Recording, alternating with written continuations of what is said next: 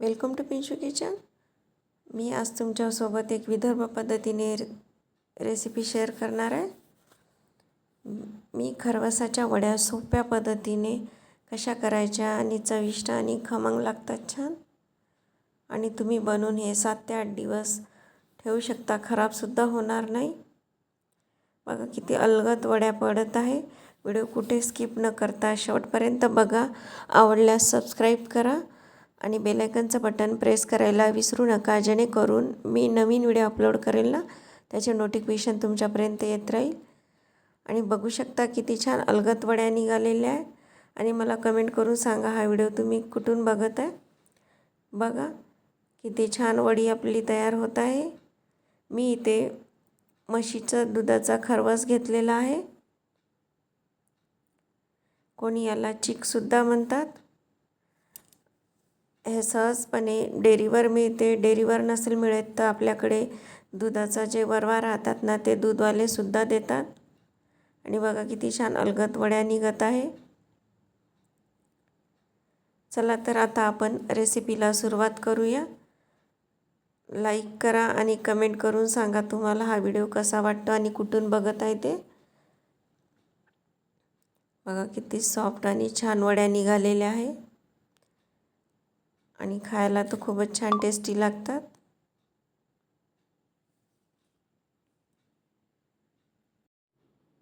माझ्या घरी सर्वांनाच ही वडी खूप आवडते आणि आवडीने खाते आणि मी बनवून ठेवते. 7 ते 8 दिवस आरामात टिकते ही वडी. चला तर रेसिपीला सुरुवात करूया. इथे मी म्हशीचं खरवस घेतलेलं आहे. कोणी याला चिकाचं दूधसुद्धा म्हणतात. इथं अर्धा लिटर घेतलेलं आहे मी. त्यात पाव वाटी साखर टाकलेली आहे.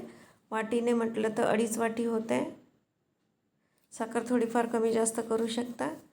वेलची पूड आणि जायफळ टाकलेलं आहे. ते मग व्हिडिओ माझ्याच्याने स्किप झालेला आहे. छान मिक्स करून घेऊया. म्हशीचं दूध घेतले असल्यामुळे खरवस हा आपला पांढरा शुभ्र होतो आणि गाईचं दूध घेतलं असतात खरवस हा पिवळा होतो. आता मी कुकरच्या भांड्यात ते मिक्स केलेलं सर्व खरवस टाकून देत आहे. साखर छान विरघळून घ्यायची. तुम्ही साखरेऐवजी गुळाचा सुद्धा बनवू शकता. छान मिक्स करून घेऊया एकदा टाकल्यावर. आता इथे मी एका मोठ्या पातेल्यातनी गॅसवर पाणी गरम करायला ठेवलेलं आहे आणि त्याच्यात मी स्टँड ठेवलेला आहे आणि त्यावर कुकरचा डब्बा ठेवलेला आहे. आता त्याच्यावर एक प्लेट झाकायची.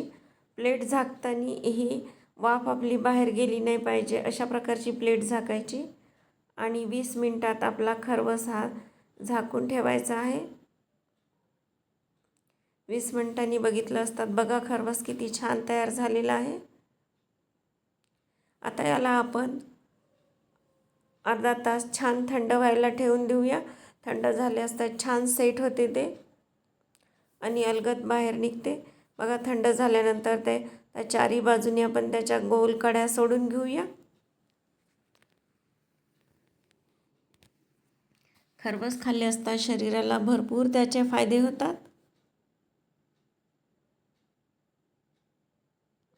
त्यात भरपूर प्रमाणात कॅल्शियम प्रोटीन असते. छान वड्या पाडून घ्यायच्या हव्या त्या आकाराच्या. बघा किती छान अलगद आता आपल्या वड्या निघते. बघू शकता तुम्ही.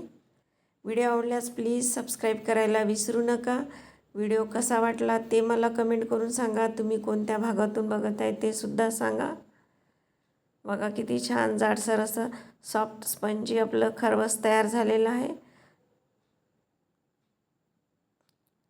तुम्ही अशाच प्रकारे खरवसाच्या वड्या बनवतात का? याच्या पहिले मी खरवस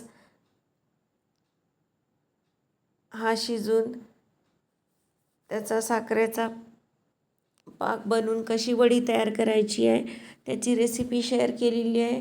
आणि हे डायरेक्ट कुकरमध्ये वडी बनवतात ना तशी मी पातेल्यात वडी बनवून ही शेअर केलेली आहे. दोन्ही माझ्या रेसिपी आहे वेगवेगळ्या आहे. डिस्क्रिप्शन बॉक्समध्ये मी त्याचीसुद्धा तुम्हाला लिंक्स देते. ते गाईच्या चिकाच्या दुधाची खरवस वडी बनवलेली आहे मी. ते सुद्धा छान आहे. किती छान सॉफ्ट आणि पंजी खरवस तयार झालेला आहे.